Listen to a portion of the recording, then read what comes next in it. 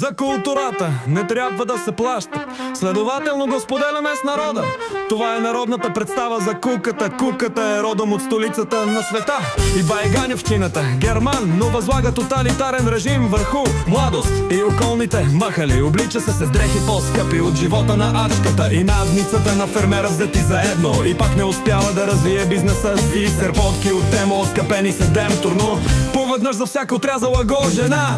Тук той е нарисуван като кука, с гълъбови криля, прелитащи към желания. Дюнер от чикен шака, за който не му достига и един лев. Неговите прещракващи капачки са като нашето бъдеще, винаги търсещи сигурност, но никога нямащи стабилност и сила.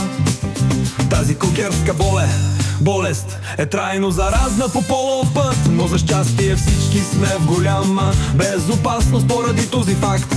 Пуска се нашият прословут изедник, както само той може да пуска зловонния си дъх. Докато спи в петковите часове, с бенката на гърба единствено превъзхождана само от самото негово ево по размери. Задавя се с слюнката си, както може само бяла жена с черна пишка. С биологията е както може само един истински германски културист да може да се плюнчи и да плещи с истинско усърдие и сълзизе. За нещастната Джонкова стипендия, гордостта и достоинството са велики за него като портите на Троя, ама дори те падат като изкара три при въркалката и не ще взима стипендия. Народните будители създадоха стихосбирката Тайните на аутистичното гълъбче, която включва следната поема с любов от народа към най-добрата кука без кука.